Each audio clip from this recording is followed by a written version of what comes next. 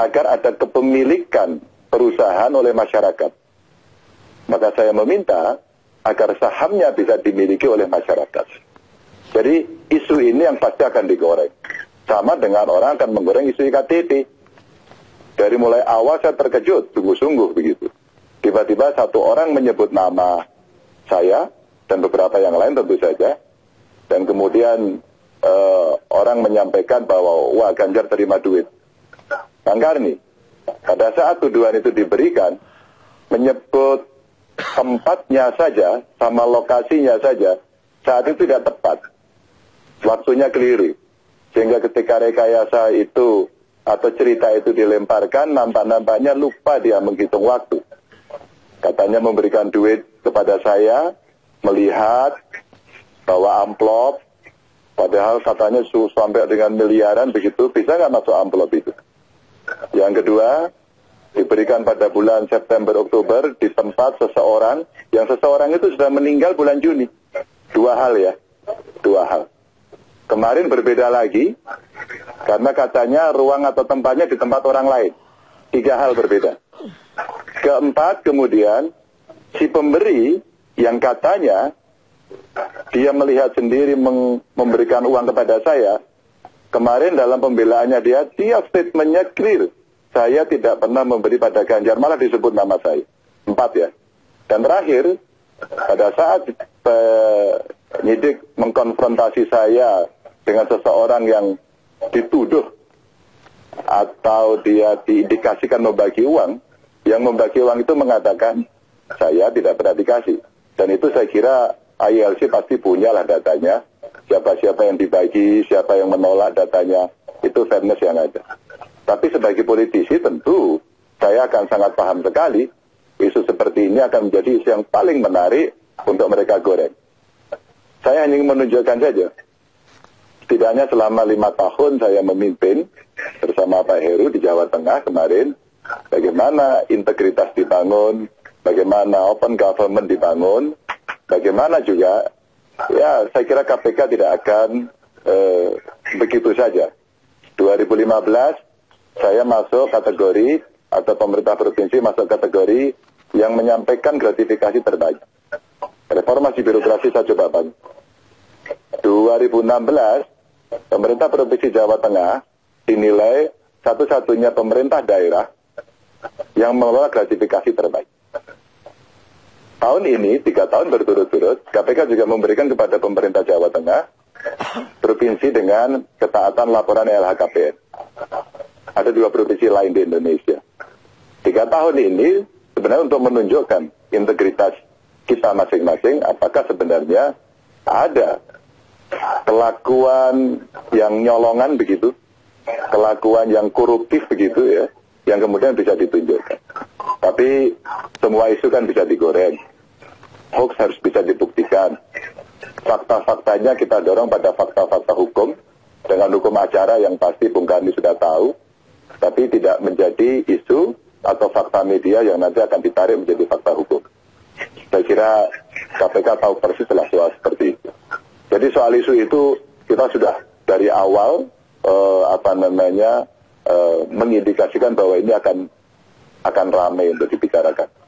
Tapi ketika kita tidak korupsi, jangan pernah takut untuk membicarakan atau melawan korupsi itu.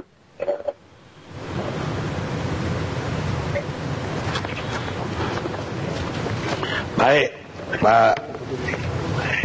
Model yang kami tawarkan sesuai dengan yang kami sering usung bernama restorasi. Setidaknya pada beberapa poin.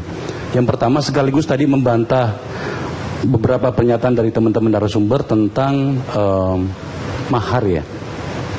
Sampai hari ini kami satu-satunya yang berani mengklaim, dan itu kami lakukan, bahwa kita tidak menerima mahar.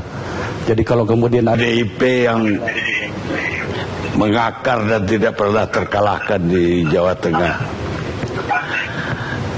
Tapi dalam pilkada ini kan juga ada saingan yang cukup berat, Pak Sudirman Said. Menurut Pak Ganjar, apa kelebihan Pak Ganjar sebagai gubernur yang petahana yang sekarang dipilih, mencalonkan lagi? Kalau saya suruh menilai kelebihan saya sendiri, kayaknya masih amat ini saya. Kalau nanti ada penantang, ada challenger, dan saya lihat-lihat kalau dari beberapa hari ini Pak Sudirman Said nampaknya yang akan datang ke Jawa Tengah, saya kira biar melihat saja mana kelebihan dan mana kekurangan, agar kemudian orang bisa menilai mana yang lebih, mana yang kurang. Tapi maaf, tentu saya agak konyol juga kalau bicara lebih melebihkan begitu. Kalau kita bicara peta politik, tentu sudah banyak yang tahu bahwa Jawa Tengah sebagai kandang banteng itu peta politik dengan penduduknya yang cukup beragam, susunan suara hasil pemilu nomor 1 PDI Perjuangan, ada kemudian PKB di sana, ada Gerindra, ada Golkar, ya, komposisi-komposisi itu yang ada. Dan tentu saja selebihnya saya petahana. Nah, kalau kita ramu semuanya ini dan kita siap untuk running pemilihan gubernur berikutnya, tentu dari saya pasti ada poin-poin yang bisa diberikan, dikomunikasikan kepada masyarakat, dan yang lain tentu akan melihat apa-apa yang kurang untuk melengkapi. Dan saya kira dua rumus ini dua rumus yang biasa saja untuk kemudian ditampilkan nanti di depan publik dalam sebuah perdebatan atau kampanye, sehingga orang akan bisa melihat mana yang lebih atau mana yang kurang.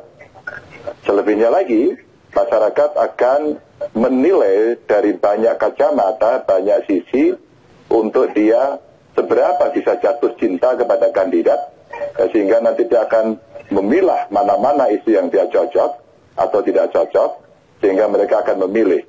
Sebenarnya apa yang ada itu. Kalau bicara kelebihannya, mungkin kelebihan saya petahana, sehingga akan lebih banyak kami bisa ceritakan kepada publik apa yang sudah dikerjakan, apa yang belum, mana yang sudah tercapai, mana yang belum, dan seterusnya. Gambaran besarnya Pak Karni kira-kira seperti itu.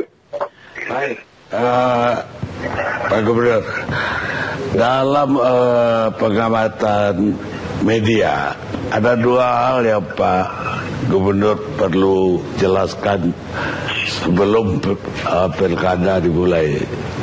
Pertama, ada isu pabrik semen yang izin dari Pak Gubernur yang katanya merugikan masyarakat. Kedua, tentu saja yang paling terkenal dan sudah diulang berkali-kali, tapi nggak ada salahnya ditegaskan kembali soal IKTP yang namanya Pak Ganjar disebut-sebut. Silakan Pak Gubernur. Iya, pasti dua isu itu kan digoreng dan pasti sudah digoreng. Kalau cerita semen Rembang, saya sekarang lagi ada di Rembang, dan kemudian semua proses sudah diikuti. Bahkan terakhir orang semua meminta adanya tunggu, harus ada KLHS yang mesti beres. Hari ini kita serahkan semuanya, hari ini belum beroperasi, dan hasil KLHS-nya kita tunggu. KLHS harusnya diberikan atau disusun oleh gubernur. Tapi hari ini Badan Geologi yang mengevaluasi semuanya, dan kita tunggu hasilnya saja. Apakah kemudian hasilnya sesuai atau tidak sesuai? Saya hari ini sudah mendengar hasilnya seperti apa. Kita tinggal tunggu saja statement dari pemerintah, khususnya dari Badan Geologi, apa hasil dari kajiannya. Saya hanya ingin mendudukkan persoalannya secara fair saja.